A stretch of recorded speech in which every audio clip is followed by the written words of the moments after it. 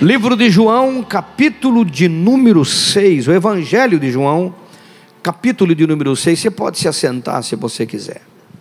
Versículo de número 22, diz assim: no dia seguinte, a multidão que ficara do outro lado do mar notou que ali havia senão um pequeno barco, e que Jesus não embarcara nele com seus discípulos. Tendo esses partido sós, entretanto outros barquinhos chegaram de Tiberíades, perto do lugar onde comeram o pão, tendo o Senhor dado graças. Quando, pois, viu a multidão que Jesus não estava ali, nem os seus discípulos, tomaram os barcos e partiram para Cafarnaum à sua procura. E tendo encontrado do outro lado do mar da Galileia, lhe perguntaram: mestre, quando que você chegou aqui? Respondeu-lhe Jesus: em verdade vos digo, não vós me procurais, não porque vistes sinais, mas porque comestes dos pães e vos fartastes. Trabalhai não pela comida que perece, mas pela que subsiste para a vida eterna, o qual o Filho do Homem vos dará, porque Deus o Pai o confirmou com o seu selo, o Espírito Santo. Dirigiram-se, pois, a ele perguntando: que faremos para realizar as obras de Deus? Respondeu Jesus: a obra de Deus é esta, que vocês confiem naquele que por ele foi enviado. Então lhe disseram: que sinal tu faz para que creiamos em ti? Quais são os teus feitos? Nossos pais comeram o maná do deserto, como está escrito: deu-lhes a comer pão do céu. Jesus respondeu: eu falo a verdade, não foi Moisés quem deu o pão do céu, o verdadeiro pão do céu é meu Pai quem vos dá. Porque o pão do céu é o que desce do céu e dá vida ao mundo. Então eles disseram: Senhor, dá-nos desse pão, sempre. Declarou Jesus: eu sou o pão da vida, o que vem a mim jamais terá fome, e o que crê em mim jamais terá sede. Amém? Deixa a sua Bíblia marcada. Nós vamos tratar hoje com esse texto todo do capítulo 6, e vamos aprender sobre dois erros de interpretação. Esses homens, depois de vivenciarem um milagre da multiplicação dos pães, e eles ficaram alimentados e fartos, supriram toda a sua fome. Eles tinham ido ao deserto para ouvir a palavra do reino e receber a oração do Senhor Jesus. Eles não foram, nunca imaginavam que haveria o alimento que houve para eles naquela multiplicação dos 5 pães e os 2 peixes. E eles receberam o milagre, gostaram do milagre. Quem que não gosta de milagre? E eles foram lá. No outro dia, naquele dia ou naquela noite em que Jesus mandou os discípulos ir para Cafarnaum, atravessando o mar, e ele ficou e depois andou sobre as águas. Por isso que o barco de Jesus estava no mar ainda, estava lá na praia ainda. Eles chegaram lá e viram só o barco, e viram que Jesus não tinha ido com o barco, e os seus discípulos foram com outro barco. Eles deixaram um barco, eles sabiam, Jesus tinha um barco que todo mundo sabia que era dele, porque eles sabiam que o barco era de Jesus e dos discípulos. Alguém está aí, não? Ele disse: o barco está aqui, ele não está aqui. O pessoal deduziu, alguém, quem sabe, falou: ele mandou os discípulos para Cafarnaum. Então eles já chegaram ali, numa caminhada longa, e agora pegaram o barco e foram para Cafarnaum, o outro lado do mar, como nós lemos. Meu irmão, quem já esteve no Mar da Galileia? Alguém já esteve no Mar da Galileia aqui, não? Quem já esteve? Olha só, temos uma irmã, mais alguém? Eu tive 2 vezes no Mar da Galileia. É grande aquilo, irmão, por isso que é chamado de mar. Ele é um lago, mas ele é muito grande. É muito grande. Remar ou andar de vela naquele mar para chegar do outro lado é um sacrifício grande de remo. E eles estavam ali se sacrificando, pagando um preço para chegar em Cafarnaum. E eles chegaram em Cafarnaum, encontraram Jesus em Cafarnaum e interpelaram, o senhor estava do outro lado, veio para cá, O senhor não falou nada, não marcou com a gente, marcou a reunião num horário, veio no outro, marcou a reunião no endereço e foi no outro endereço, que é meio esquisito. E estavam questionando Jesus, e Jesus entendeu que o interesse deles não era mais a mensagem do reino, que o interesse deles, como nós lemos, não era mais os milagres que ele fazia, não era mais a verdade que ele ensinava, porque agora eles estavam acreditando que depois de um grande culto, tinha um grande jantar.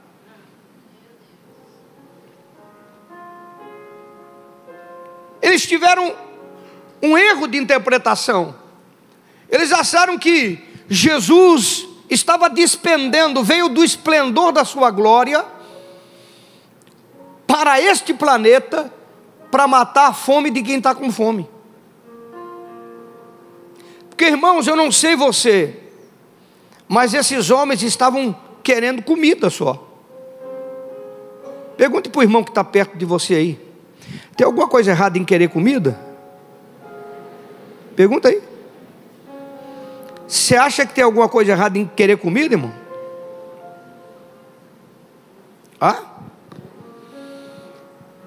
Agora, qual é a leitura que eu faço do fato? Quem está aí comigo, diga amém. Jesus, se ele repreendeu esses judeus só porque estavam procurando comida, o necessário, através dele, de Jesus, que eles receberam na multiplicação do pão e peixe, o que ele falaria hoje para as pessoas que frequentam reunião só para resolver os seus problemas de vaidade? Para e pensa, para e reflete, irmão. Nós temos visto que nós estamos nos últimos dias da igreja. E quando a gente fala os últimos dias, não é que vai ser 5 anos, 10 anos, não estou dando data aqui não. Pode levar até 20 anos. Mas tudo que a Bíblia me mostra da volta de Jesus já está cumprido. E os dias são dias difíceis, e se tornarão mais difíceis. Alguém até afirma que a Rússia está se preparando com guerra com os Estados Unidos, e vai afetar o mundo inteiro. Que tudo que Jesus falou da sua volta, guerras, rumores de guerras, terremotos, sinais nos céus, tudo isso já se cumpriu. A figueira já floresceu faz tempo, já está dando fruto. E a igreja dos nossos dias está focada em coisas terrenas.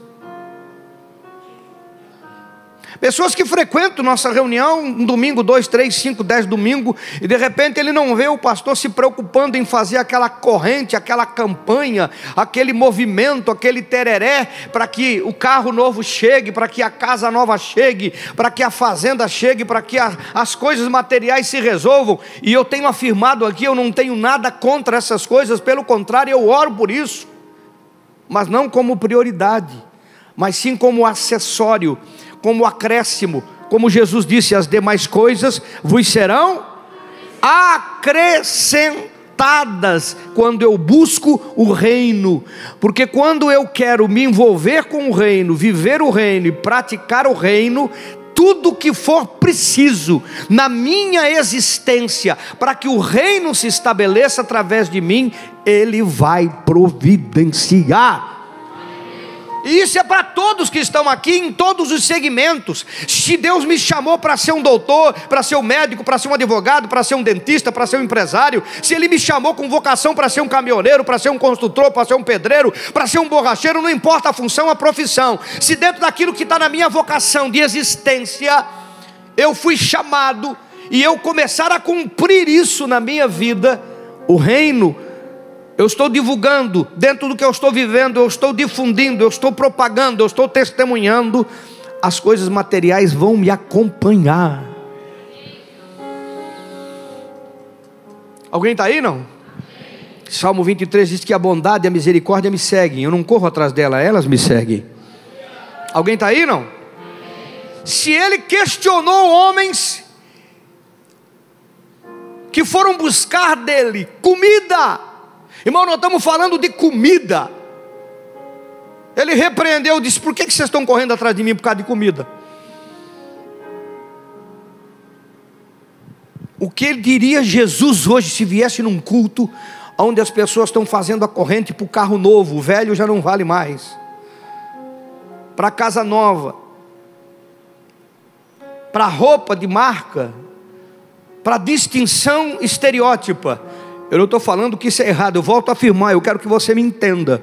Eu estou falando que nós não podemos pensar em nos reunir num ambiente esperando que Jesus venha resolver os nossos problemas primeiro, para depois nós nos envolvermos com o reino.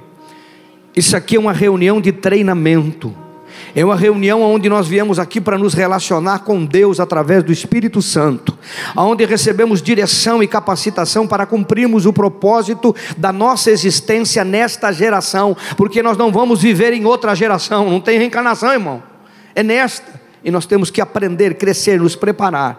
E todas as demais coisas, todas qual? O carro, a casa, o bem, o trabalho, a empresa e tudo que for preciso, dentro da sua capacidade, do seu talento e do seu chamado, Ele vai acrescentar na sua vida. Alguém pode dar um glória a Deus? Alguém pode aplaudir ao Senhor por essa verdade? Aleluia!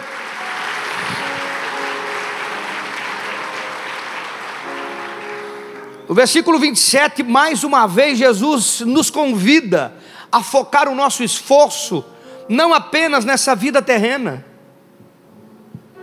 A gente gasta uma vida toda ocupado com esta vida terrena, com este mundo passageiro.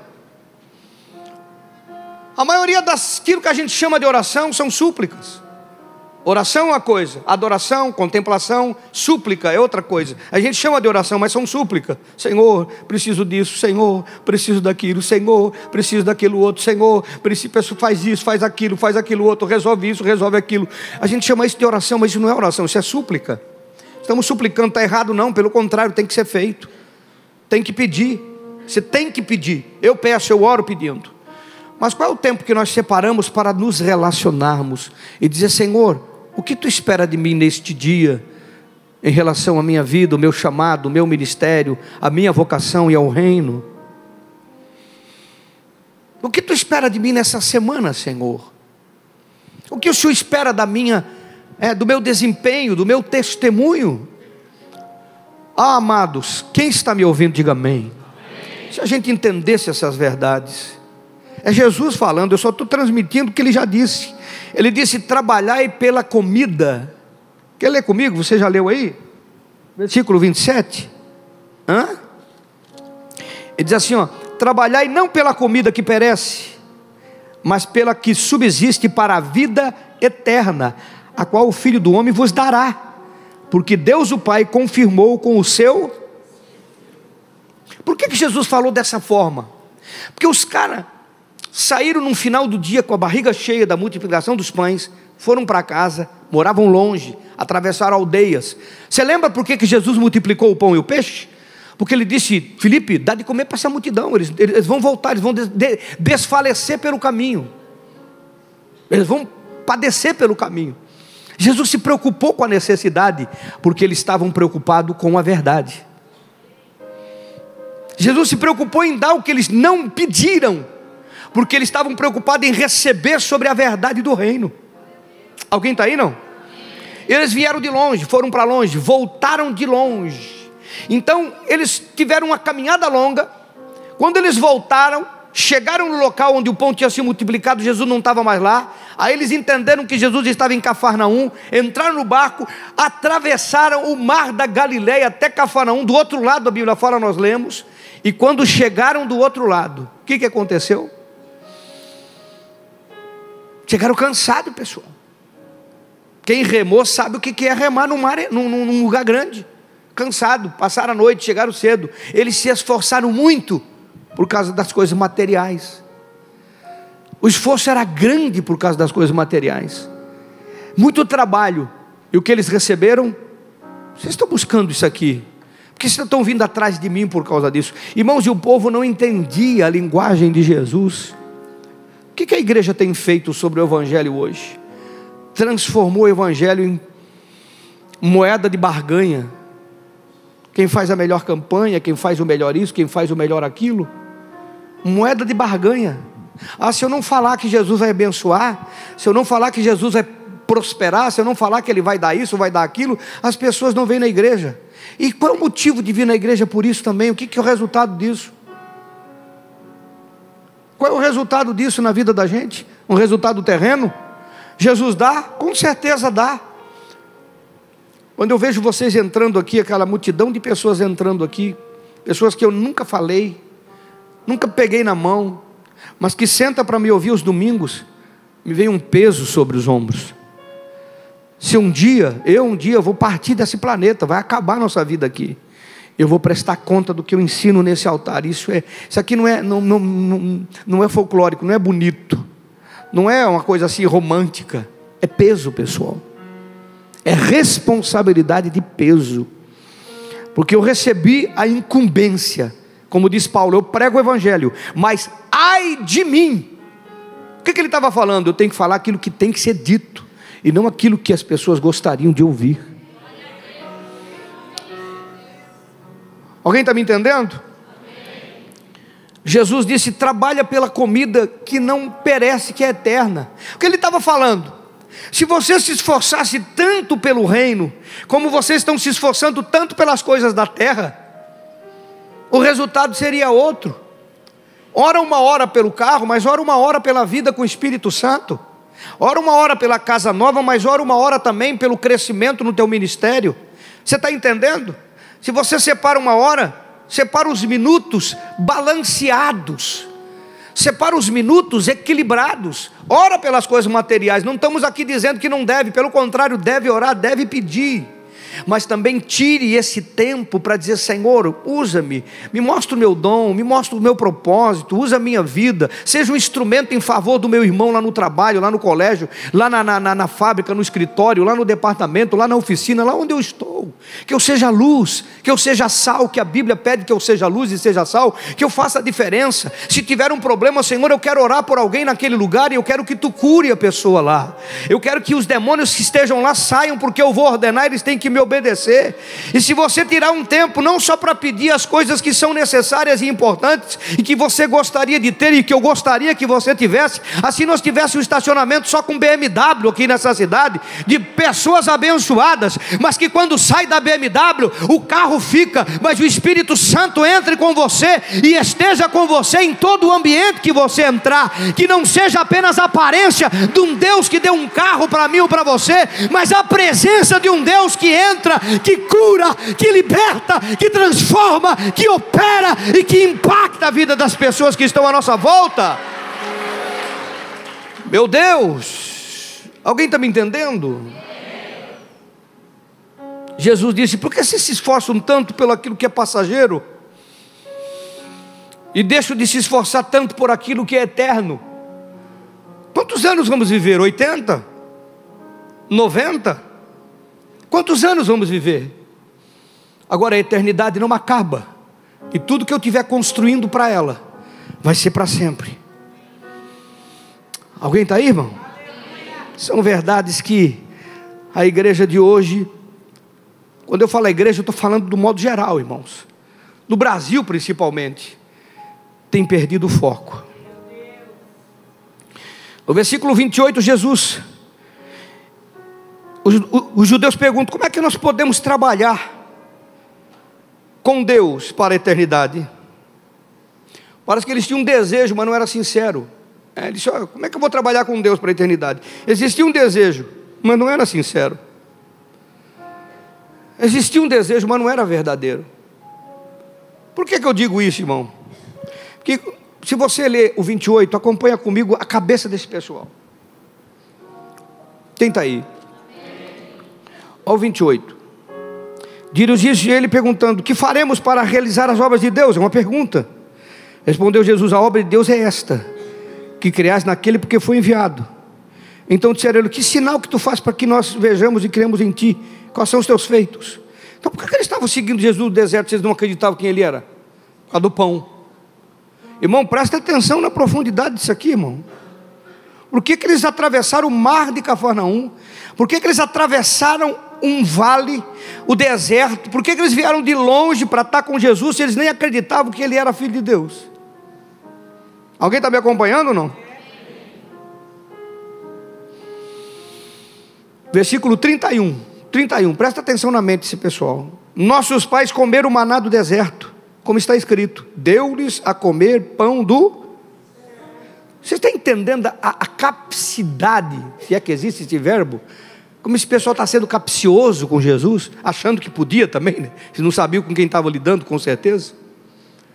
A conversa, eles encontraram Jesus por causa do pão, foram confrontados por causa do pão, foram corrigidos por causa do pão, e na primeira conversa que tiveram, Jesus disse: olha, vocês têm que fazer as obras de Deus, vocês têm que crer em mim, naquele que foi enviado. Ele disse: mas quem és tu? Que obra que tu faz para que a gente crê em ti? Aonde eles foram?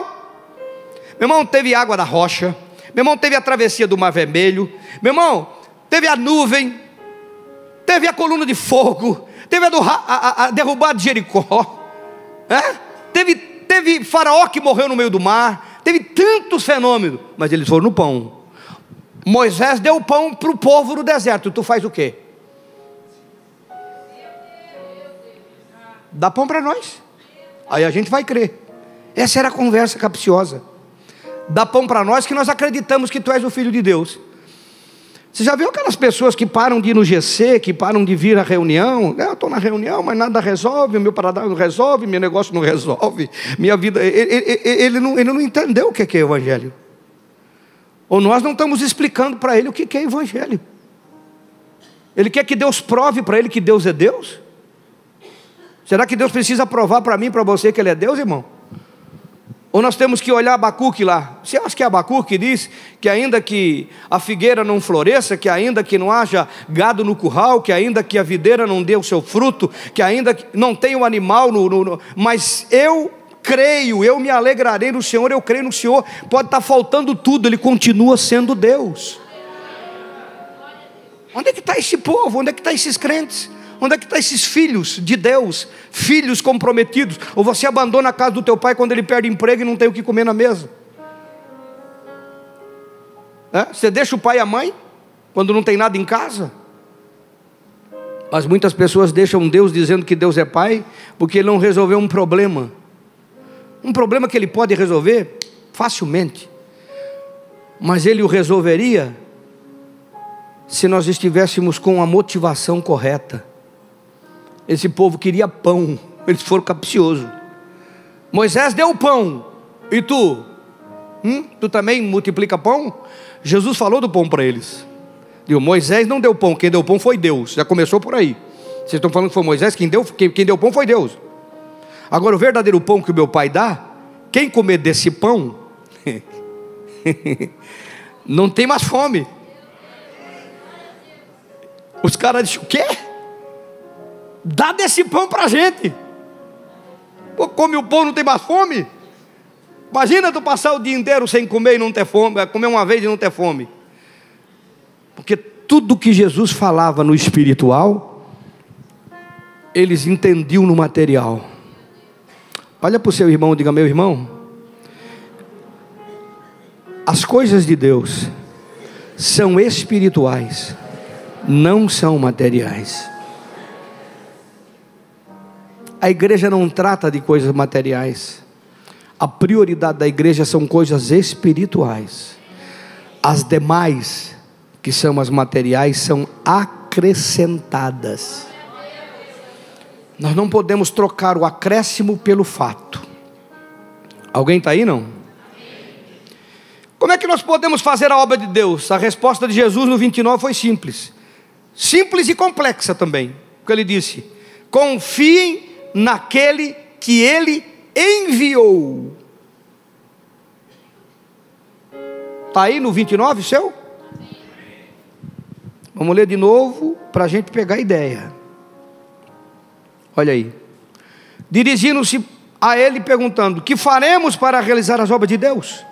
Respondeu Jesus: a obra de Deus é esta. Diga para o seu irmão: a obra de Deus é esta. Confiem naquele que Ele enviou. Irmãos, eu queria fazer uma correção aqui, porque a gente fala muito de crer, e no contexto da nossa cultura, crer é acreditar, e acreditar não é crer, porque eu posso acreditar e não confiar. Eu acredito que Jesus existe, mas eu não confio nele. Porque eles não precisavam crer em Jesus, eles estavam vendo. Eles tinham que confiar em Jesus. Essa é a palavra que está aqui. Nós temos que falar em crer porque nós não vemos. Então a gente fala em crer, mas na verdade não é crer aqui, é confiar. E serve para nós como igreja. Quem está aí? Amém. Serve para mim, serve para você, presta atenção. A obra que vocês devem realizar para Deus, não sei se você crê na eternidade, eu não sei se você crê na nova terra, se você crê no novo corpo, na nova existência, que a Bíblia nos fala tanto, mas ele está dizendo aqui, uma resposta simples e complexa, de qual é a obra de Deus que nós devemos fazer. Ele disse, a obra de Deus é uma só, confiar naquele que Ele enviou. É simples, porque você pode compreender uma resposta dessa, confiar em Jesus. Mas é complexa, porque confiar não é a mesma coisa que acreditar que Ele existe. Porque esses homens viram Ele, mas não confiavam nele. E quais são as áreas da sua vida que você não confia naquilo que Jesus te diz? Até onde vai sua confiança, minha confiança em relação ao que o Senhor fala? Qual é a nossa resistência em relação às orientações que Jesus nos dá? Todos nós temos problemas nessa área, em confiar. A gente ora por um emprego e depois fica desesperado, achando não vou conseguir, porque a gente não confia. A gente ora por um negócio, a gente ora por uma cura, mas depois diz, eu acho que não vai existir, porque a gente não confia. Mas se a pessoa não vivesse, tem gente que não ora pelo vizinho, não ora por um doente, aí se eu orar e não acontecer nada, não confia. Tem gente que não tem coragem de olhar para um demônio, você vai sair na autoridade do nome de Jesus, aí se ele não sair, não confia. Você está entendendo, querido? Quando você confia, você vai. Quando você confia, você faz. Quando você confia, você avança. Quando você confia, você se envolve. Quando você confia, você se compromete. Eu não vou entregar o meu dízimo porque eu não sei se vai sobrar dinheiro. Eu não dou oferta porque eu não sei se vai voltar. Quantas coisas nós não confiamos. E a obra de Deus é só essa, é confiar naquilo que Ele já falou. E nós não confiamos. Temos medo, temos dúvida, temos bloqueio, temos insegurança, porque nós não confiamos.